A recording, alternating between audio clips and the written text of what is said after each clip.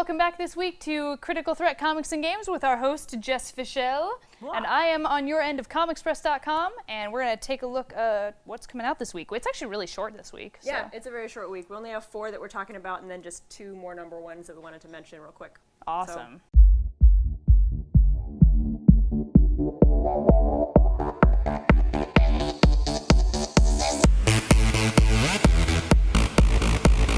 With one that I've been looking forward to for a very long time, Cry Havoc from Image Comics. And the reason this might catch your attention is, A, it has beautiful cover art. I saw that and I immediately wanted to pick it up. Mm-hmm. The whole design of the book, the inside, I actually got to read it, so I flipped through it, and it's beautifully designed, so A+ to the production team. Good job, guys. But the other reason you might be interested in this one is that tagline, which is, it's a book about a lesbian werewolf going to war. I'm sold. I'm excited. Okay. Also, like, war against what? Like, yeah. I'm instantly intrigued. So it's pitched as a kind of a weird cross between the grittiness and the military feel of Jarhead. Combined with the old world mythicism and mythology of Pan's Labyrinth. Oh, awesome. So, but I think I was reading about the authors. So it's written by Simon Spurrier, who does X-Men Legacy. Okay, yeah. And with art by Ryan Kelly. And I'll get back to the creators in just a second. But he was talking about it, and he said that he really wanted to focus on something beyond all the weird things, all the extra, like the military, the werewolfism. He said it's really a book about when the monster is yourself. How do you fight it? Okay, that's always sort of been the big, like, pull of werewolf legend, is how do you deal with all these, ugly or primal feelings or whatever inside yourself. Yeah. So Nice. Going back to the creators, one more thing I wanted to mention about this book is they're doing something a little bit different, and they have 3 colorists on it. Oh, wow. How do you get 3 people that coordinated? I don't know. All right. Maybe he's a smooth talker. All we'll right. See. But Matt Wilson, Lee Luffridge, and Nick Filardi are all doing the coloring, and they're divided into different sections because there are different parts of the story that they want to tell. So they're assigning the colorist to the different parts of the story, and it actually worked fairly well. I was a bit confused because the different parts were a little hard to catch on to. Like, it starts with the end, and then you go to the middle, and Okay. Well, certainly when you have the same artist, like, the entire way. The same artist felt, yeah. Okay. They were very distinct, but I had to pay attention to keep track of what was going on in each section and why it was there.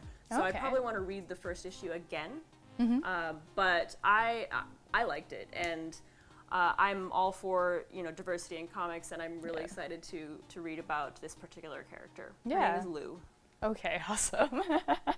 Nice. Yeah, it sounds really cool. Actually, there's sort of a week for paranormal things right now. Have you checked out Victory City yet? I have not. Okay, so the first thing I'll say about it is it does not seem to be for the faint of heart. They were already billing it as like a Seven-esque kind of story, where we have Detective Ness trying to run around and find a serial killer who's been involved in like supernatural. But it's weird because his killings are like specifically paranormally flavored. Yeah, so it's really weird, but I did read the preview and look through the first couple pages, and he is a serial killer. So it is a shade or 2 darker than Nailbiter, I would say, in terms of like what it's showing and stuff. Oh, wow. And Nailbiter's already pretty dark. Nailbiter is dark, but it doesn't show that much. No, it brushes against the surface of it a lot. Right, and this still was not, intestines getting pulled out or anything by any means. Just to give you guys that visual. There are books like that, but this is not. There one are. of them. We can find you those books. They're not very good. Opinions. Hey, So Victory City. Yeah, but Victory City, yes, they definitely they show a little more of his victims and like what he does on a Saturday night. But holy hell, that artwork is so thick and black and white. It has a ton of ink all over it, and it's really, really nice. And then I believe it's done by Vincent Nappi, yes. And then it's actually written by Keith Carmack. This is going to be a 4-issue miniseries, so also kind of fun if you want to like dabble a little bit in it, but you're not really committing to an ongoing thing. You're committing to Nailbiter, which is at what, 20? Still fantastic. Oh, it's amazing, but it's also like 20-something issues at this point of that kind of thing. Yeah. So. It is an ongoing, and it's going and going, and I am so happy that it is. Yeah, no, Nailbiter's, the characters there are so nice. I love when books I like are ongoing, and then they stay alive. Because people also like them like I do. And people like fund them, and just give things you like your money, guys. It keeps things alive. It does. Yeah. This is an industry, so. And then I think we should probably pop over to you before I hit my Marvel stuff, right? Okay. Cool. Another one coming out that we have also been excited about for a very long time. I have the 2 books that we've been excited about for months now. Yeah. Faith. Yeah, right. We've had the poster up for Faith for a couple of months in our shop. So. So Faith was pitched last year, or announced last year. It's a new miniseries from Valiant Comics, Valiant Entertainment, and it is remarkable because she is the first, I believe, overweight, plus-size female superhero with her own title. Oh, so wow. it's a 4-part miniseries, and this character, Faith, was born out of the Valiant comic Harbinger. So she was part of the Harbinger Foundation, but she escaped and rebelled against them, and now she's off in the world doing her own thing. But I also was able to read the first issue of this, and she is super adorable and likable. And she's a total fangirl. Awesome. She even remarks on the first couple of pages that she has a secret identity as a journalist because why mess with a good thing? Awesome.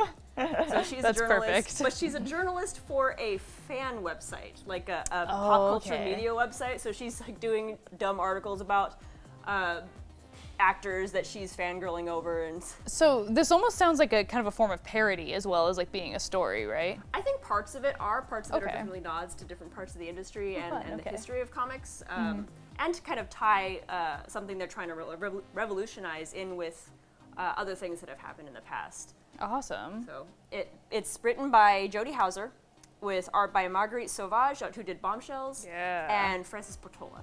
Nice. Well, that's going to be a ton of fun. Yeah, I'm excited for it. So on the Marvel side of things, Old Man Logan is coming back out. Yay, that's always been a popular title. Oh, totally. You guys have loved it since its first series, and it's actually still keeping the same character from Millar and Bendis' series.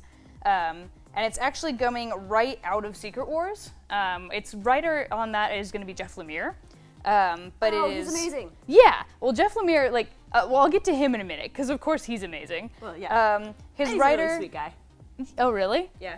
Oh, that's good. I always like it when people you like are like actually good people. They're actually good people. Yeah, and his artwork is looking great.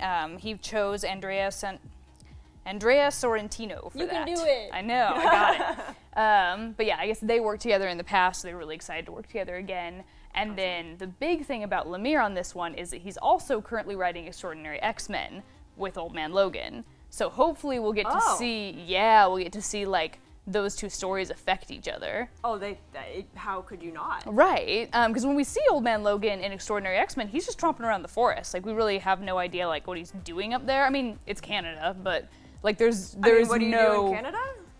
Yeah, right, exactly. You Canadia it up for 8 months, and then bam, he's in X-Men, and that's really all we know. So seeing like where he's been might be kind of fun. We have so many good creators from Canada. I wish we could show them more love. I know. Yeah. But anyway. But yeah, I don't know. We're kind of down south. We can just like send them like bagged hot air in the wintertime from like our. I don't think that's how That's science not how this works. Oh, okay. All right.